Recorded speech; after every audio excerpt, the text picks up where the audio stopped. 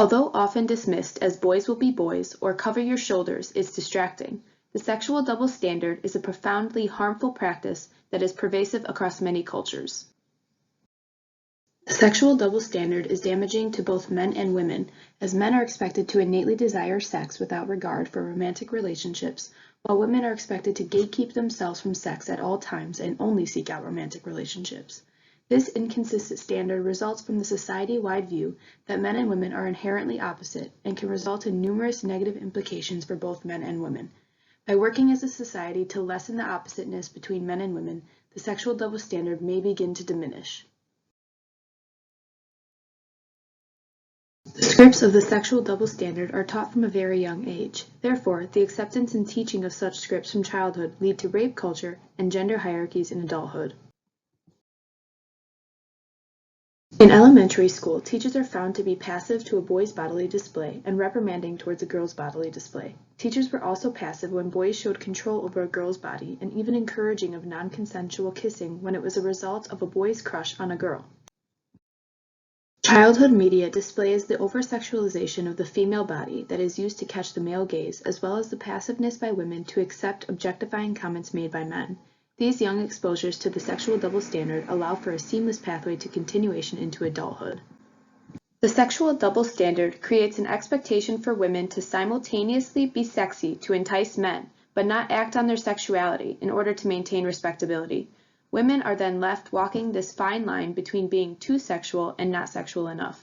A toxic dichotomy is therefore created between good girls who are successfully able to walk that fine line and bad girls who fall on either side of the line. This pressure often leads women to the suppression of their sexuality and overall negative sexual experiences. This tight policing for women's acceptable sexuality often leads to women acting on their sexual desires when there is an excuse such as spontaneity or alcohol, which inevitably puts women at danger. This lack of full intuition when making sexual decisions can lead to both regret for making decisions not fully desired or for not following proper womanhood, and even allows for sexual misconduct and rape. The sexual double standard creates immense pressure for men to live up to the innate desire to be seeking out sex at all times. In order to avoid the negative stereotypes one may face if they are not sexual enough, men often act sexually regardless of whether or not it is in line with their true desires.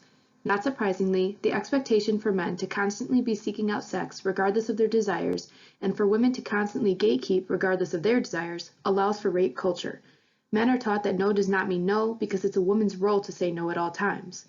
Therefore, a man's disregard for a woman's no, despite it possibly being a true no, is simply perceived as both the man and the woman following their correct sexual scripts, but in reality is rape. This negative sex experience, suppression of desires, and potential misconduct is often found even more commonly in groups of people that already face sex stereotypes. This includes elderly women or non-normatively abled people who are viewed as asexual as a whole or immoral if they do choose to engage in sex. It includes the LGBTQ+ community, who must follow even stricter and more policed sexual scripts due to the common societal belief of biological determinism. It also includes women of color who are societally viewed as innately oversexual and therefore are policed closer for engaging in correct or incorrect sex. Women of color are even more susceptible to sexual misconduct and even blamed for the harmful actions of men due to the idea that men are so innately drawn to sex and women of color are so innately sexual that it is almost, quote, impossible for them to resist.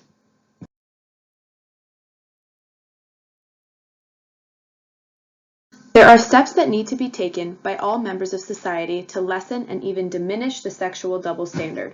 Overall, men and women no longer need to be regarded as opposite.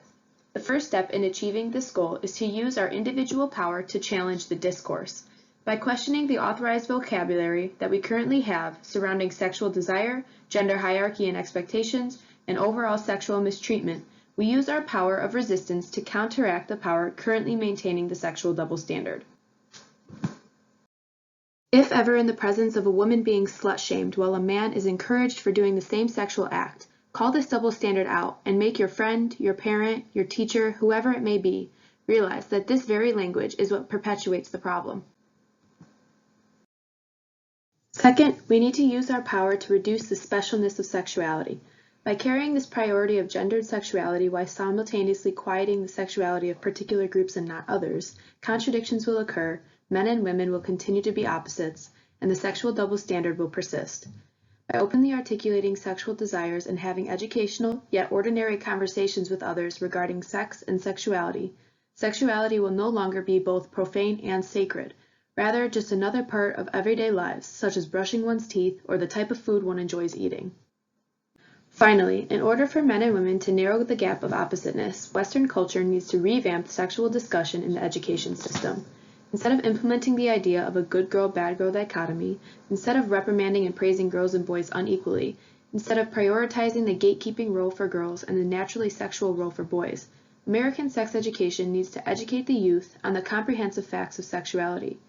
Through doing the research and voting for politicians who recognize the failing sex education system, and by providing training for educators that recognizes LGBTQ+ manners, the importance of pleasure, the diversity in sexual practices, and offers children the language to talk about consent, responsibility, and kindness in sex, the youth will be able to grow up with a more accurate depiction of sex that does not center around the sexual double standard. The polarity seen between men and women and how they are expected to behave within the sexual scripts of society has led to a tremendous number of harmful effects. The wrongdoing of effectively educating our children about sex, the suppression of women's sexuality paired with the encouragement of men's constant sexuality, and the even deeper lack of acknowledgement for the sexuality of those already facing stereotypes, all perpetuate the damaging sexual double standard. Together as a society, we can combine our individual powers by challenging the discourse to lessen the specialty of sex and encourage the implementation of effective sex education to combat this issue one day at a time.